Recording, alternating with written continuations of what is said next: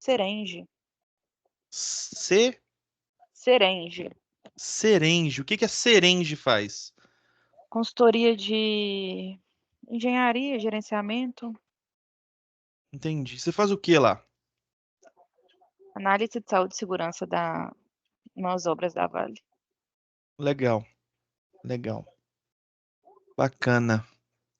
Bom, deixa eu compartilhar aqui minha tela. Instante.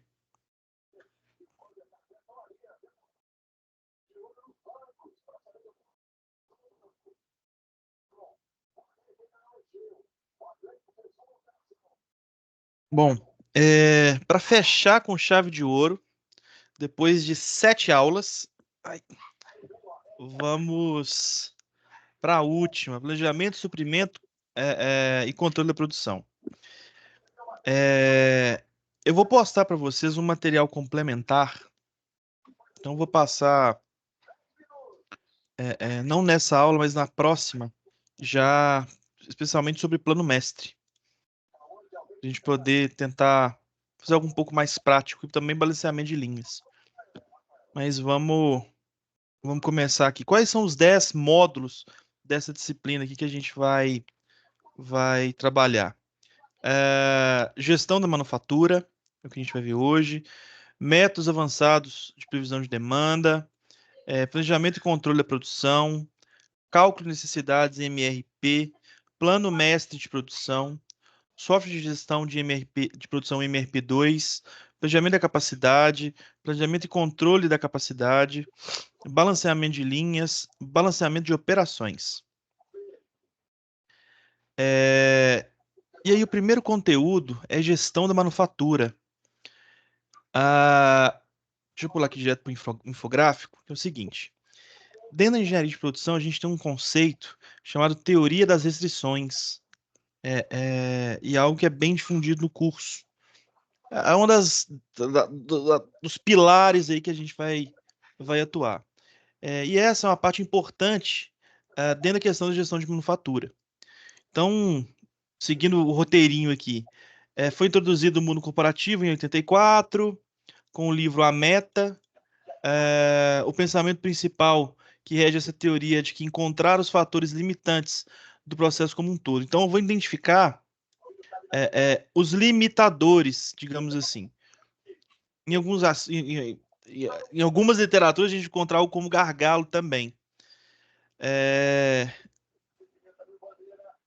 E um ponto interessante que é mencionado nessa obra, inclusive eu acho que falta um pouco, o curso à distância eu acho que tem um ponto negativo, que a gente não fica tendo esses insights assim para viajar um pouco, sabe? Recomendação de livro e tal. Acho que isso é algo que a gente pode melhorar. Eu não sei se você já teve oportunidade de ter contato com um livro como O Monge Executivo. Aí eu li tem anos. Né? A Arte da Guerra. Também li tem anos. Ele é curtinho, é pequenininho, mas é muito legal. Cara, é muito legal. Acho que o primeiro capítulo dele, cara, me faz arrepiar, cara, com aquela história de tal ritmo. Se você tiver interesse, você anda muito de carro, fica muito tempo no carro dirigindo? Ou não? Até que hoje não. Não, né? Tem audiobook da Arte da Guerra. É um audiobook de 3 horas e meia. Ou seja, você lê o livro em 3 horas e meia. E aí você vai lá e coloca na velocidade de 1,5, que o cara fala um pouco devagar, e a gente não tem paciência hoje em dia. Verdade. E a sonoplastia é muito interessante, cara. Quando ele comenta lá. Você se recorda do livro? Nossa, muito pouco.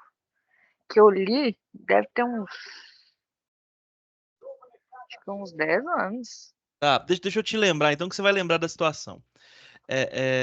O Sun Tzu era um general e tinha um rei lá que tinha 20 e poucas esposas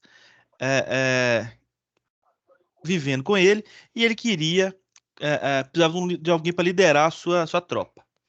E aí, o Sun Tzu fala o seguinte: não consigo preparar as suas esposas, inclusive, para ir para a guerra, com treinamento. E aí ele coloca as esposas lá no pátio lá do castelo, que é a coisa toda. E aí ele dá instruções para as esposas, algo mais ou menos assim. Eu fui nomeado general desse exército, então vocês me devem obediência. Eu vou passar as instruções para vocês fazerem um exercício de guerra. Beleza. E ele explica, ó, um toque, atenção. Aí tem o barulho lá do tambor batendo. Aqueles tambores de orientação de guerra, aquela coisa toda. 2 toques, vira para a direita. 3 toques, vira para a esquerda. E um toque novamente, volta à posição inicial. E aí ele faz uma vez, 2 esposas lá que são mais engraçadinhas, digamos assim, ri, ridiculariza, brinca, que é a coisa toda. Aí, primeira vez dá tudo errado. Ele vai lá, vou explicar novamente. De um jeito diferente, porque se vocês não entenderam, a responsabilidade é minha. E explica de novo, com toda a paciência do mundo, que a coisa toda. Tenta fazer o exercício, não consegue. De novo, é ridicularizado, aquela risaiada toda. Tenta uma terceira vez. Só, olha, vou tentar novamente de um jeito diferente. Explica de novo. Vocês entenderam? Todo mundo entendeu? Alguém tem dúvida? Não, entendemos, beleza. E dá errado de novo por conta dessas 2 esposas. E aí, o que que ele faz? Eu falo assim, olha, como eu sou o general dessa tropa, vocês me devem obrigação, vocês estão sentenciadas à morte. E vai lá e fala que vai matar as 2. E o pessoal fica louco, chama lá o rei e ele decapita as 2. Ele mata as 2 para servir de exemplo. E aí ele fala assim, ó, agora as demais, atenção. E ele faz o mesmo exercício, bate o tambor uma vez, pum, todo mundo atenção. Bate 2 vezes, todo mundo certinho para direita. Bate 3 vezes, todo mundo para esquerda. E aí fala um negócio assim, a ordem assim não tá certinho, mas o conceito é esse. É, é, Primeiro, o rei foi brigar com ele e falou assim: não, você me nomeou general, então você tem que me dar autonomia para fazer o que eu achar, o que eu bem entender, mesmo que isso te vai chatear, porque matou 2 esposas que o cara gostava. É, é, E ele prova assim: pronto, suas esposas estão prontas para a guerra, porque elas aprenderam a cumprir ordens agora. Cara, quando eu tava lendo, foi uma coisa, mas quando eu ouvi o audiobook, eu ouvi o batido do tambor, aquela coisa toda, cara, é muito legal. É A muito sensação legal. é diferente. É diferente, é diferente. Então, tem passagens assim que fazem muito sentido dentro desses livros e a gente acaba não explorando tanto. É, é, eu lembro do Monge Executivo também. Você falou que leu ele também, não leu? Numa Mais ou menos passagem. na mesma época. Eu É, ganhei os 2 juntos. é mesmo. E aí ele fala uma coisa mais ou menos assim. É, é, tipo um rapaz, ele foi ajudar os escoteiros, uma coisa assim. Saiu com os escoteiros, que é a coisa toda, e percebeu começava a abrir uma. E o escoteiro tem que andar em uma fila indiana, um atrás do outro. E começava a abrir uma distância grande no meio da fila. Por quê? Porque um dos escoteiros, um dos rapazinhos, era mais gordinho, não dava conta de acompanhar no mesmo ritmo. E aí aquilo era ruim, com a segurança, etc. O que que ele fez? Ele pegou, ele teve, depois ele relembrar a conversa com o monge lá, ele falou assim, o que que ele fez? Ele pegou o rapazinho que era mais gordinho e colocou ele no início da fila, para ele puxar a fila. Não houve mais problema para poder acompanhar e ele se sentiu, entre aspas, pressionado para fazer o melhor dele andar mais rápido, que os demais estavam atrás. E aí a gente começa a resgatar vários conceitos assim de gargalo, justamente essa questão de restrição. Então é bem interessante, cara, bem legal. Já enrolei muito, vamos avançar aqui. Tá vendo? Por isso que quando tem gente em sala é tão melhor que a gente vai batendo papo aqui e conduzindo. É, Então, beleza, vamos no infográfico propriamente dito. Teoria das restrições. é, Então, é uma forma de ver e identificar aquilo que impede a empresa de atingir um fluxo máximo daquilo que era capaz de produzir, o que ele chamou de TOC, ou teoria das restrições.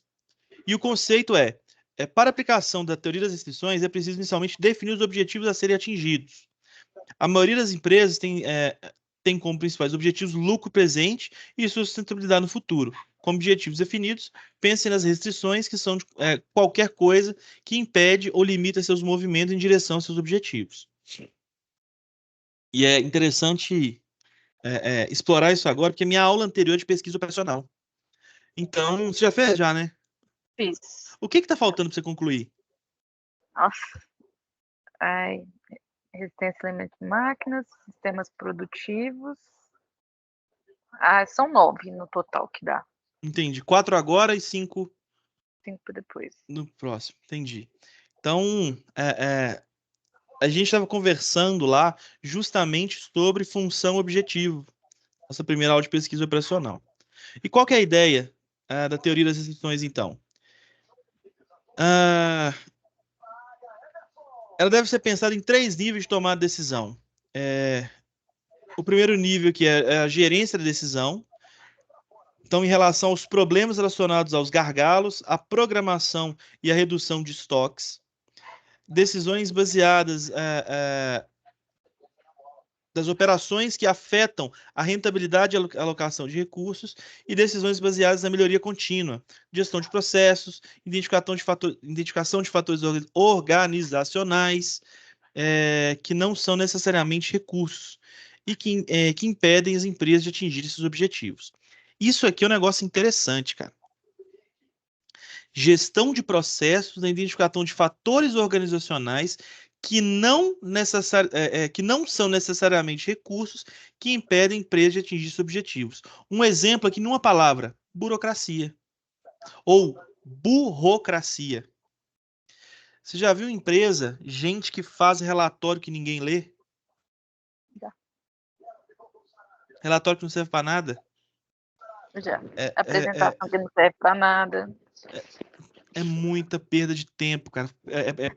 Cara, é uma perda do foco no que é importante, terrível, terrível. Eu mesma faço 2 análises críticas de resultado em 2 modelos diferentes. Um serve para uma coisa, o outro não serve para nada. E por que você faz 2, então? Porque é rotina que eles estabeleceram que tinha que ter as 2. Porque alguém quer e não sabe por que quer e não sabe por que serve. Justamente. Tem empresa, me corrija na pronúncia seu nome, é Giulia mesmo, né? Júlia. Giulia. Giulia, a gente brinca que tem empresa que alguém tem que morrer para as coisas mudarem. Sabe aquele cara que tá lá, tem 50 anos na empresa e sempre foi do jeito dele, aquela coisa toda? Esse cara sai, a empresa deslancha na inovação. Porque quando ele sai, todo mundo perde as travas, fala assim, agora a gente pode fazer o que a gente quiser. Então, é interessante. Bom, implementação de 3 restrições se dá em 5 passos. A, B, C, D e E. Primeiro passo, A1, identificar a restrição do sistema. Então, eu vou identificar, Júlio, tudo aquilo que me trava, sistematicamente falando. No segundo momento, comento o seguinte: uma empresa industrial, a restrição pode ser o tempo disponível. Então, às vezes, eu não tenho tempo suficiente, eu tenho um tempo limitado para fazer alguma coisa. Ou então a capacidade produtiva da máquina, eu consigo fazer tantas peças por minuto, ou por hora, ou por segundo. Eu trabalhei numa cimenteira que ela produzia um saco de cimento a cada 7 segundos. Ela ensacava, não é produzia, ela ensacava um saco de cimento a cada 7 segundos, não. A cada 2 segundos. Então, enchia, fechava, saía. Enchia, fechava, saía. Então você via um saco, um saco, um saco, constante. Qual que era o problema dessa máquina, Julia? Ela tinha ela tinha muita falha. Constantemente ela parava. Então, ela deveria funcionar aí 20 horas no dia, ela funcionava 12, 11. O pessoal ficava louco. Porque olha que interessante, o meu problema não era produzir cimento. Meu problema era Era sacar. ensacar cimento. Olha que absurdo. Então, era complicado.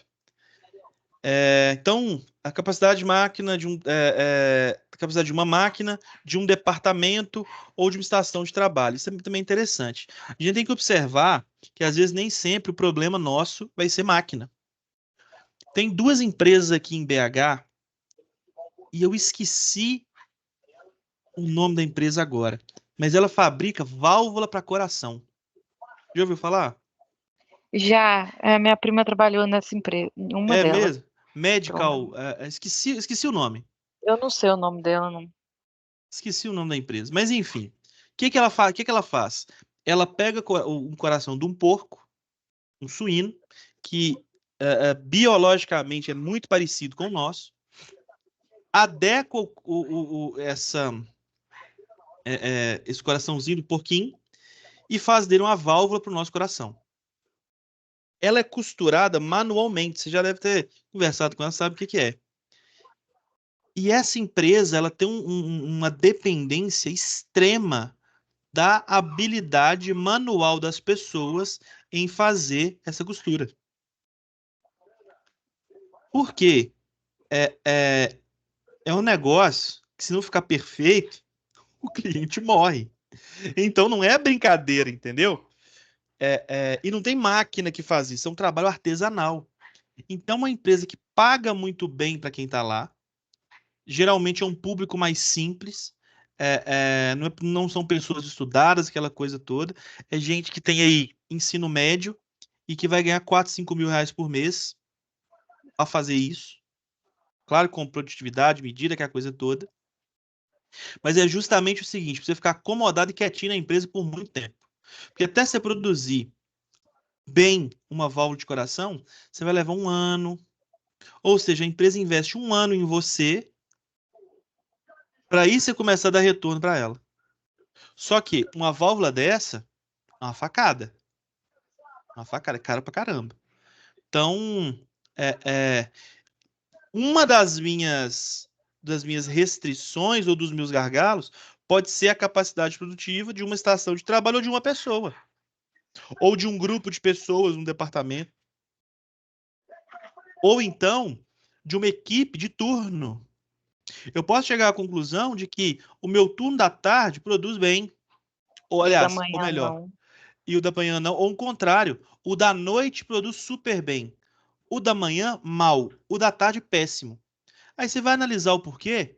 Calor. De noite é fresquinho. Geralmente fábrica, galpão é assim, quando tem esse galpão. Quente pra caramba. O que que o pessoal vai fazer? Vamos colocar um ar-condicionado pra galera aqui. Né? Pessoal poder ter mais conforto, todos os conceitos ali de ergonomia, qualidade e Conforto térmico. conforto do plano como fala? Do posto de trabalho, uma cadeira confortável, sabe? Então, tem que ter. Porque qualquer perda num produto que vale muito, o prejuízo é grande demais, não compensa.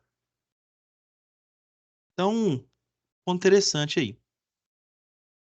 Para empresas de serviços ou de alta tecnologia, a restrição pode ser tempo disponível dos funcionários mais capacitados. Então, por exemplo, eu tenho um cara sênior que faz um serviço que poucos na empresa fazem. A minha restrição é o tempo desse cara. Se eu começar a exigir demais dele, ele espana. Já ouviu essa expressão? Uhum. Ele vai espanar. Principalmente quem é mais velho, mais capacitado. Cara, o pessoal não está disposto a levar desaforo, quer trabalhar menos. Eu tenho um amigo, ele é um dos caras mais bem-sucedidos que eu conheço. Ele faz um trabalho na Agência Nacional de Mineração. Você que trabalha na Vale aí, olha que interessante. Qual que é o trabalho dele? ele recebe ou calcula todos os royalties que as mineradoras têm que pagar para a União e distribui tudo isso para o país inteiro. Não? Ele mexe, parece que no ano passado deu R$ 1 trilhão, um negócio assim, distribuídos. São 5.800 cidades.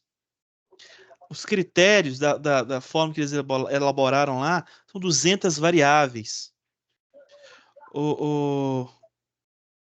Júlia, não tem ninguém no país que faz o que ele faz. Ele é a única pessoa no país que faz o que ele faz. Que ele criou o negócio. Você acha que esse cara tem muito saco para ficar é, é, é, pegando servicinho assim, bobo? Zero. Zero. Esse cara não quer encheção de saco. Então, a sua empresa é uma empresa de projeto, pelo que você me falou, não é? Uhum. Vocês recebem aí, possivelmente, por hora. Se No é. meu caso é mês. O meu caso específico, eu recebo, lá a gente é medido por mês. Mas tem uns que é por hora e tem outros que é por folha emitida, né? Emissão de Uhum. projeto. Aí vai depender muito do contrato e tal. Então, esse pessoal que é por hora, talvez tenha restrição de disponibilidade, o cara não dá conta.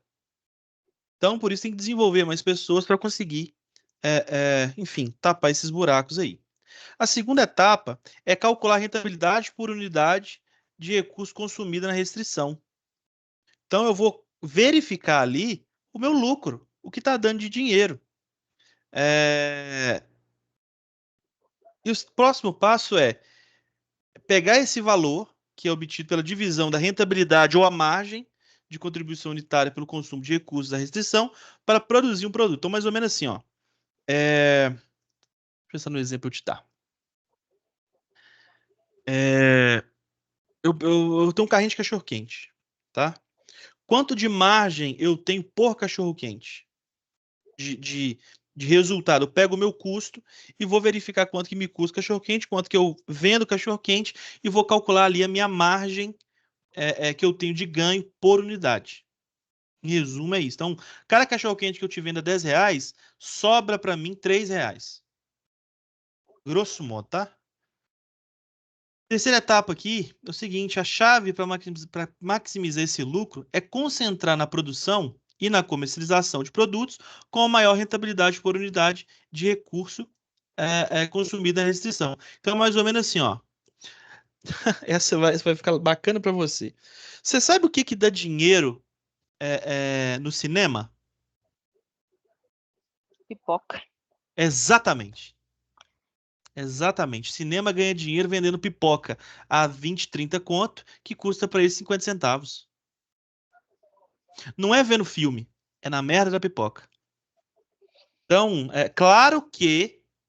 Deixa eu O retificar. ingresso do filme Claro que o vale, mas ingresso vale, mas o resultado é da pipoca. é da pipoca. Eu não podia ter falado palavrão, né? Tá gravando. Desculpa, gente. Você que tá ouvindo aqui, foi sem querer. É, é, Então, é importante a gente ter isso mapeado. A gente precisa saber o que dá dinheiro pra gente. Próxima etapa aqui está relacionada a recursos. É, e é o seguinte: eu vou subordinar o sistema à minha restrição. Ou seja, o exemplo que eu dei lá como é que fala? Do rapazinho lá do livro do Monge Executivo, gente, ai, fugiu a palavra. Do Roteiro. escoteiro. Eu vou subordinar todo o meu sistema ao rapazinho que anda mais devagar. Com isso, todo mundo vai andar alinhado. Com isso, todo mundo vai andar alinhado, tá? É, é...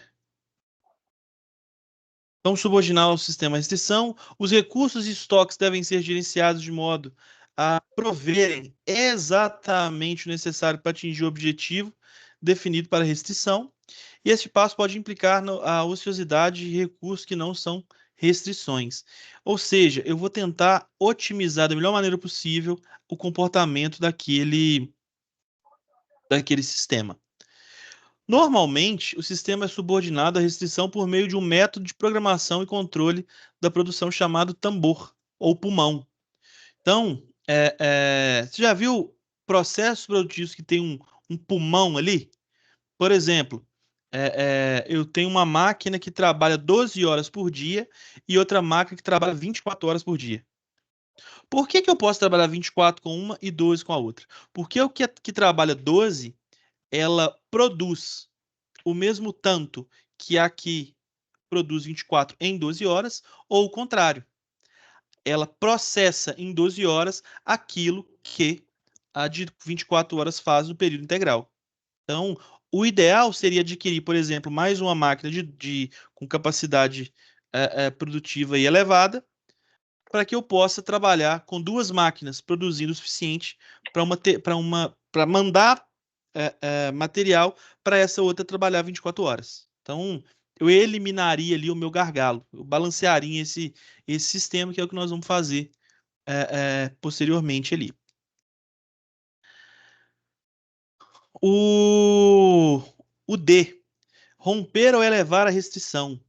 Romper ou elevar a restrição do sistema por meio da melhoria contínua das operações, da aquisição de capacidade ou de flutuações da demanda.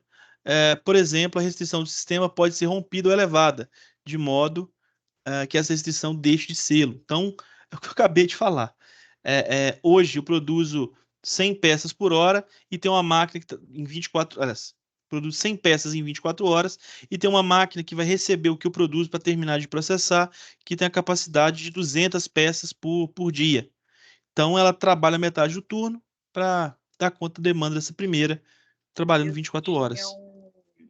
assim, eu trabalhei em uma outra empresa, uma construtora, lá era rede de água e rede de esgoto. Uhum, Então, a gente trabalhava abrindo e fechando vala praticamente no mesmo dia. Aí tinha locais que para a gente era um pouquinho mais complexo. Então, às vezes, era preferível a gente abrir, principalmente quando era em caso de rede de drenagem. Porque se tinha, quando não é junta elástica, você faz o berço de concreto, né? E uhum, aí acaba que você tem que vir primeiro só você, o operador da máquina, só um operador da máquina mais um, fazendo sinalização e abrindo a vala, o cara vindo regularizando o fundo da vala ali, e depois você vem com o concreto. Logo depois de um tempão que você vem, tipo assim, aí o que que a gente fez? A melhor maneira que a gente fez para ter a produção ideal era trabalhar com duas pessoas, no princípio, durante mais ou menos 100 metros, vinha uma pessoa trabalhando, duas pessoas, o operador da máquina mais um ajudante, trabalhando os 100 primeiros metros. Depois que eu vinha com a equipe realmente vindo, fazendo os assentamentos das tubulações, que aí eu ganhava uma produção, porque senão eu ficava com gente parada. E aí, uhum. nessa brincadeira aí, a gente conseguiu, por exemplo, a gente economizava, eu economizei em equipe, né?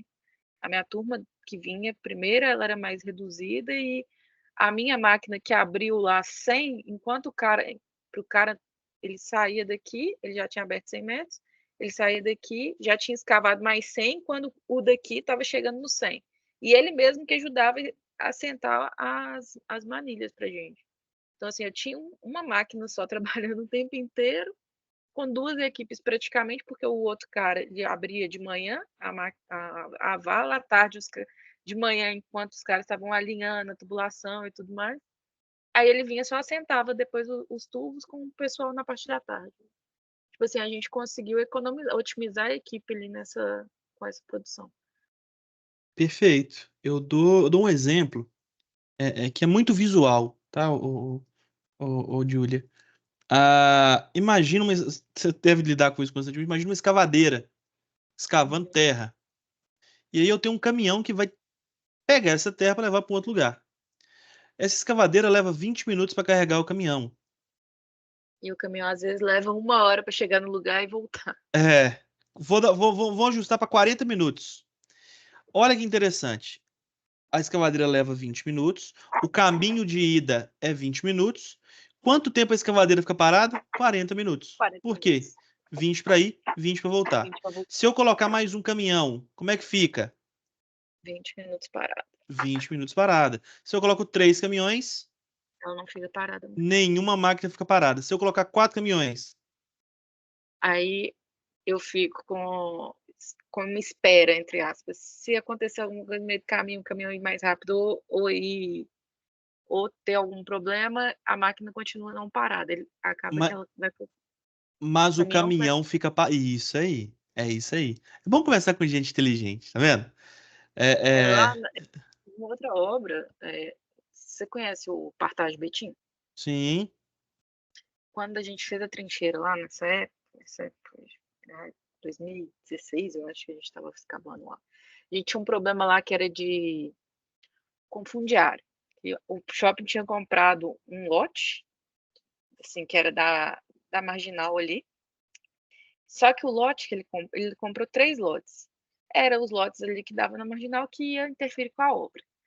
Aí, na época, tinha um dos lotes que ele não tinha acesso nenhum, nem pela frente, nem por trás, nada. Para o cara acessar o lote dele, ele tinha que passar por dentro do outro lote.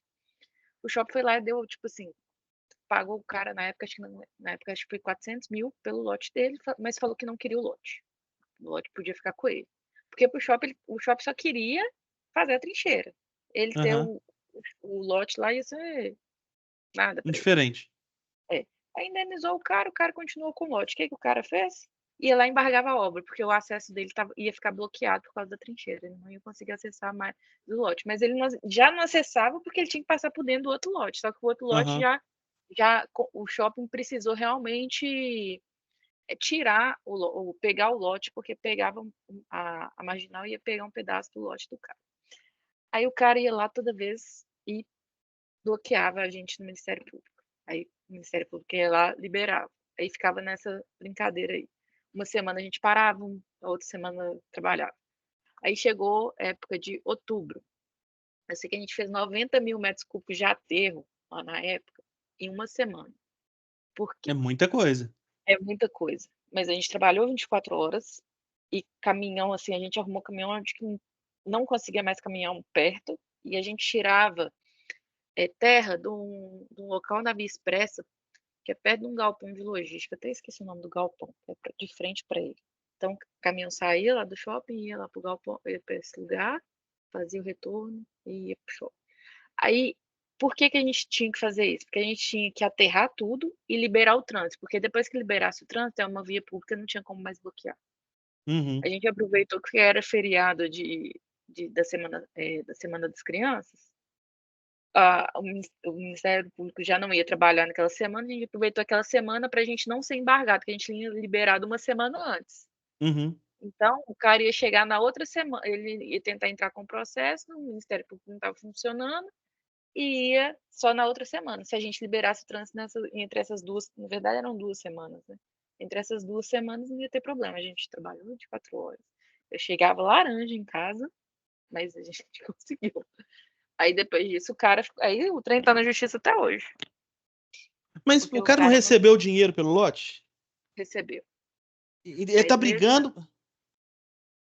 tava brigando Eu não entendo porque por que que não tomaram do lote dele? Falou, ó, o lote é meu agora, tchau. Por que não fizeram isso? porque na época, para o shopping, quando o shopping negociou, para ele não era interessante ficar com o lote. Então falou com o cara assim: eu vou te indenizar pelo lote, mas não quero o lote, pode ficar com você. Foi burrice do shopping na época. Ah, tá, ok. Mas assim, porque para eles era um passivo que eles iam ter ali o resto da vida. O que, que eles iam fazer com aquele terreno? Então eles pegaram meio que, pode ficar para você, vou te indenizar pelo seu terreno, mas não quero esse terreno, o terreno fica com você. Era uma burocracia danada na época. É, Mas a acho. gente foi assim, ó, Hum, vira. legal, legal. Interessante o desenrolar da história. E fechando aqui, ó, quando a gente faz isso, é, uma nova restrição acaba surgindo, seja ela física ou não, interna ou externa, e ela acaba assumindo o papel ali de restrição. E é interessante que esse papel de restrição, nós vamos fazer atividade desse tipo. A linha pode estar toda balanceada. Você não consegue mais subir determinado nível sem mudar a linha inteira. Então, aquela restrição ela vai permear na linha como um todo. E por fim, depois que uma nova restrição surge, nós temos que identificar essa nova restrição para poder trabalhar e girar um ciclo aqui em cima dela.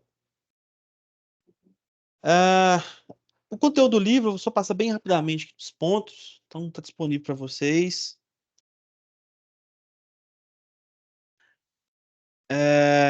Ele vai trabalhar aqui com conceitos chaves de gestão da produção.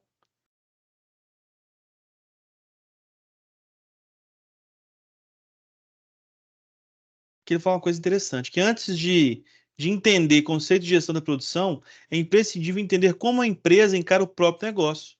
Para isso, você tem que definir o ramo de atuação da empresa, missão, visão, valores, aquela história toda. Definição do ramo, qual que é a missão, então ele explica como fazer isso.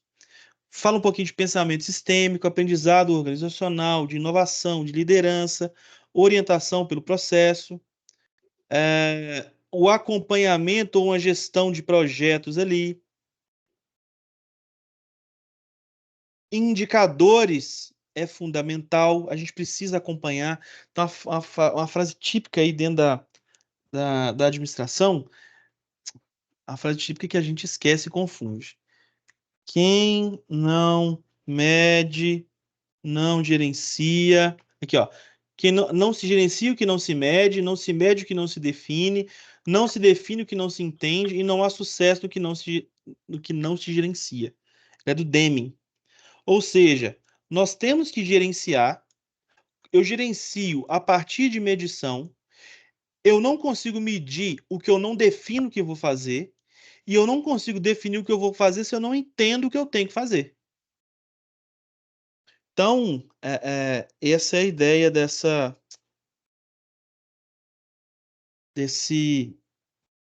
tópico aqui. Então, como dimensionar um processo e mensurar? O que medir, como se deseja mostrar o resultado, qual é o resultado que você deseja alcançar, qual é o resultado alcançado até o momento, o que acontece nesse cenário, objetivos estratégicos de atividades de manufatura, relação entre produção e competitividade. Isso aqui são pontos interessantes. Ó. Como é o custo percebido pelo cliente, velocidade de entrega, confiabilidade da entrega, flexibilidade das saídas, qualidade dos produtos, serviço prestado ao cliente. Então, tudo isso tem que ser desenhado. E é interessante, Giulia, é, é, o produto que é vendido na Shopee, ele é desenhado para ser daquele jeito. Ele é desenhado para ser diferente de um produto vendido, sei lá, numa, numa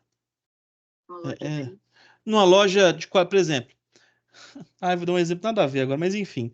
Panela. Panela.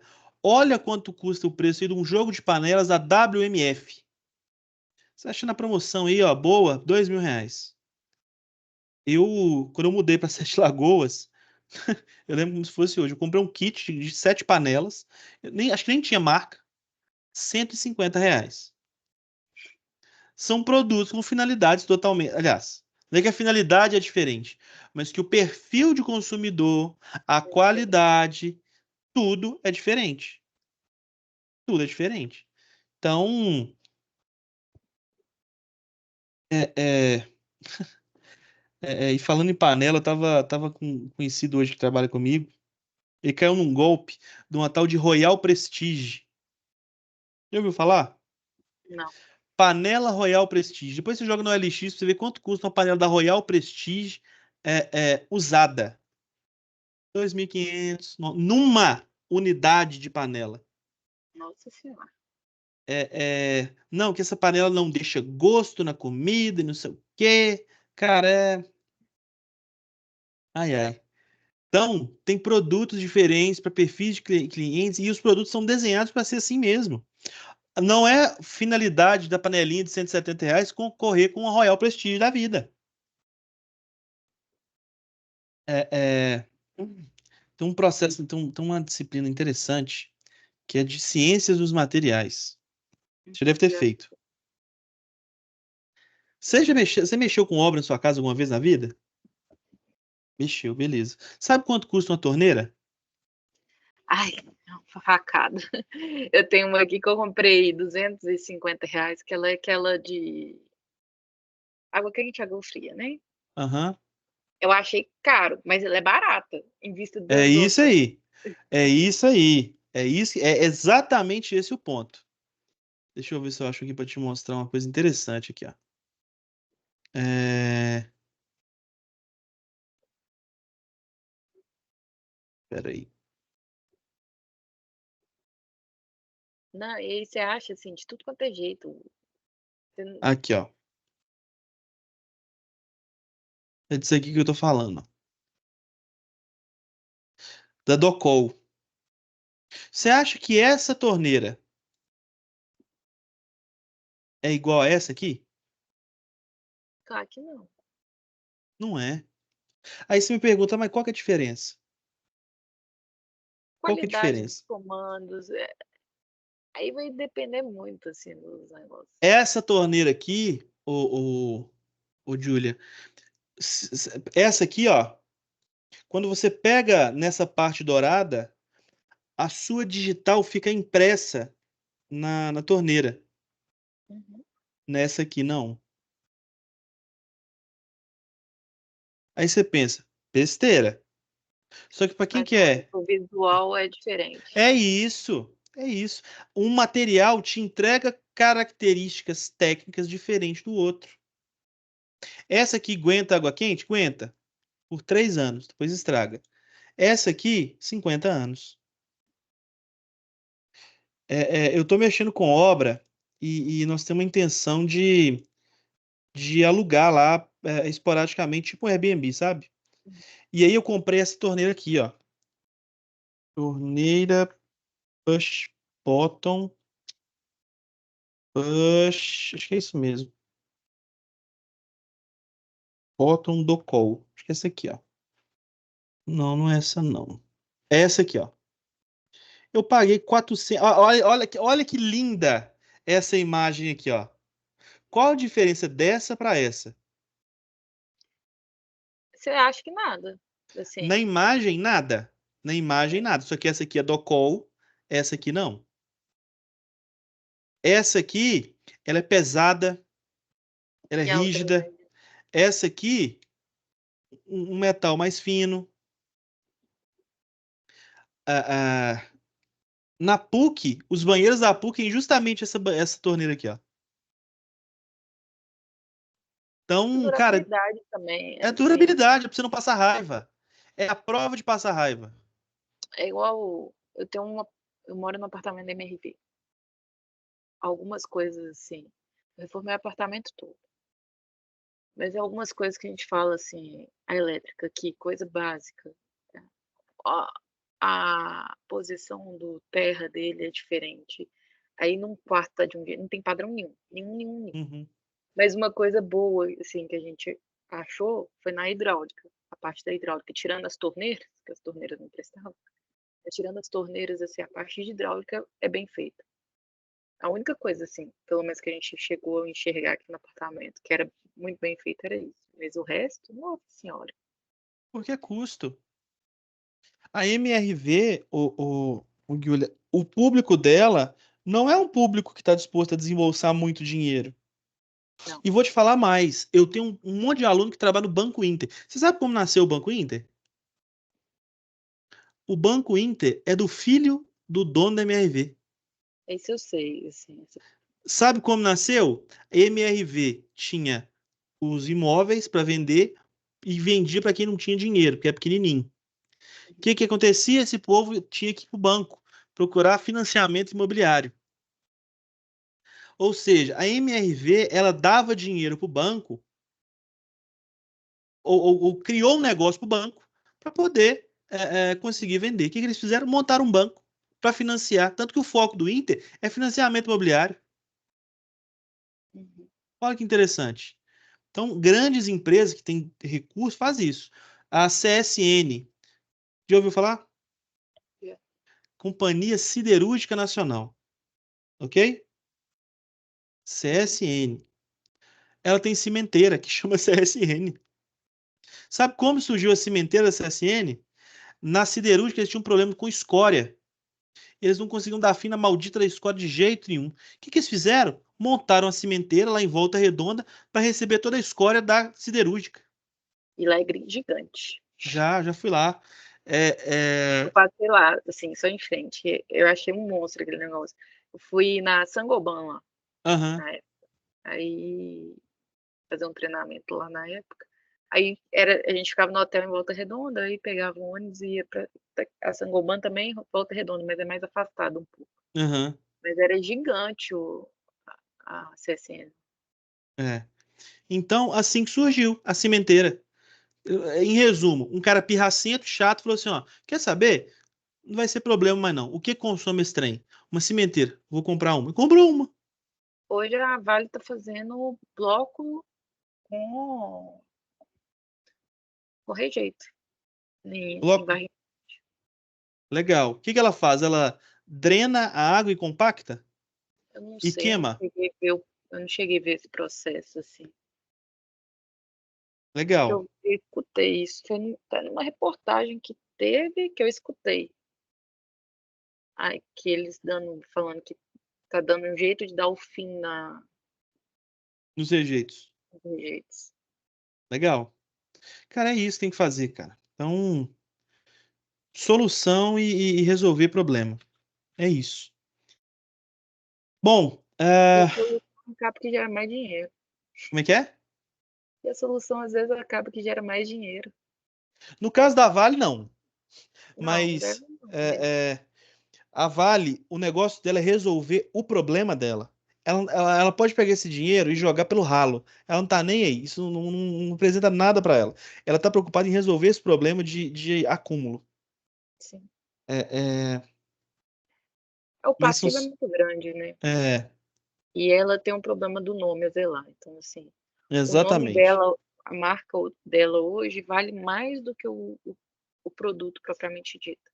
Sim, Então, sim. assim, muita coisa que eu acho que no processo, vamos falar no processo em geral, acaba que nas empresas que têm um nome maior, isso vale, o nome vai valer muito mais do que o produto dela vale. Então, ela vende pelo próprio nome.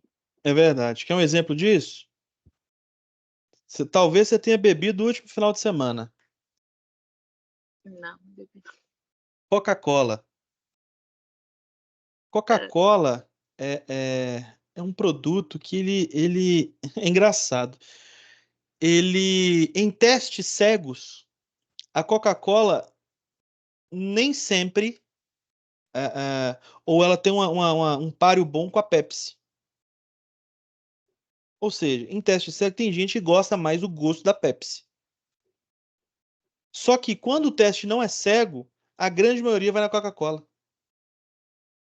Ou mas seja, o gosto da Pepsi é muito diferente. O daqui, uhum, igual assim, eu fico vendo nos Estados Unidos, há um grande volume de venda de Pepsi. É muito sim, engraçado. é Às vezes até mais do que da Coca, em algumas regiões lá. é engraçado. Então, nome a zelar. Você compra pelo nome e não necessariamente ou somente pelo produto. A Coca Zero, a Pepsi Zero é melhor do que a Coca Zero. Eu não gosto de nenhuma das duas zero, eu não consigo tomar. Eu tenho que pôr limão, acredita? O gosto me incomoda. Não sei. Não, mas a da Pepsi é muito diferente. É igual a soda. A soda também não tem. Eu não sinto diferença nenhuma da soda zero para a soda normal. Uhum. É. O Sprite zero eu gosto, mas ele dá pra você sentir um gostinho diferente. É interessante. Bom, vamos fechar esse aqui, ó.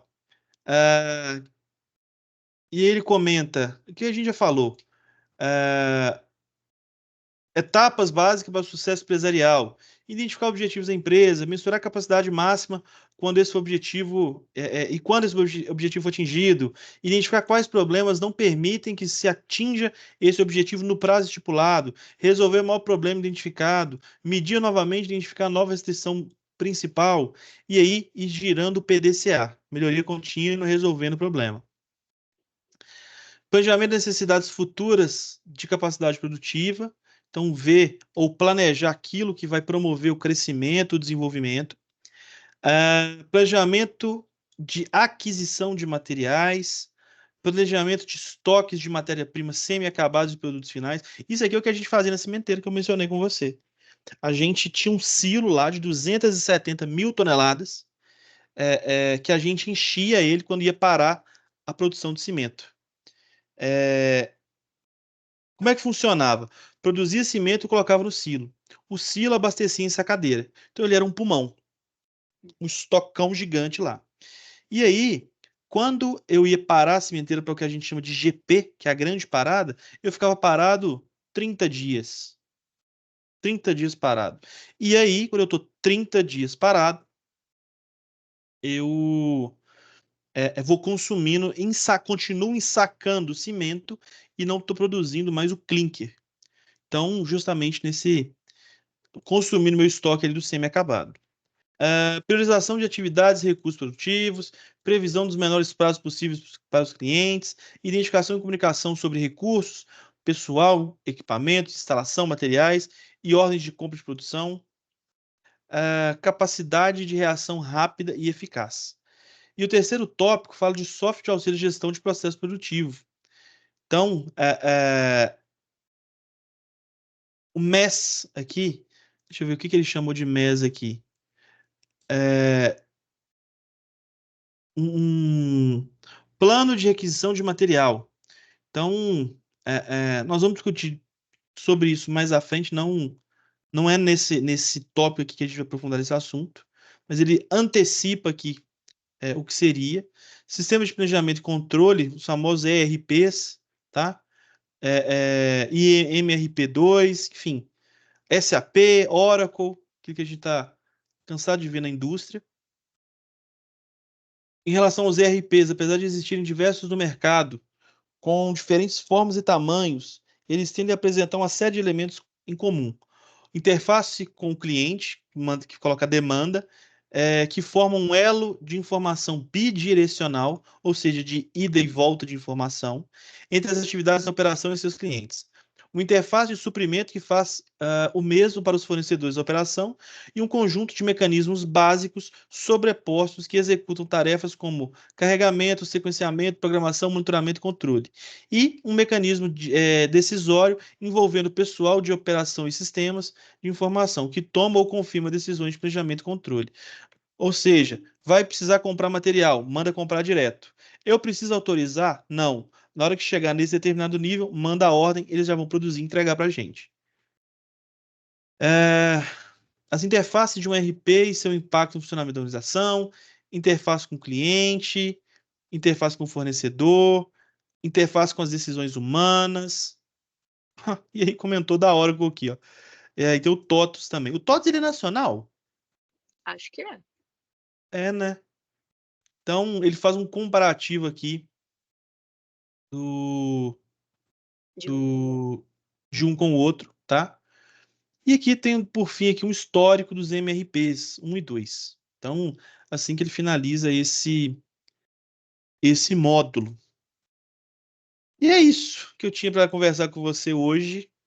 Que bom que você entrou para a gente bater papo, porque aí a gente consegue abstrair um pouquinho. Gosto bastante, tá? Dúvidas, perguntas? Não, tá aqui não. Tranquilo? Boa noite, quase 7 horas já. Bom descanso, bom final de semana. E qualquer coisa que precisar, estou à disposição. Tá, joia. Bem? Tchauzinho, até a próxima, se Deus quiser, e obrigado, viu? E sobre a reposição, pode ficar tranquilo que semana que vem você vai receber um e-mail com o novo horário ali para poder ajustar isso. Tá bom. Obrigada. Obrigado, tchauzinho. Tchau. Valeu.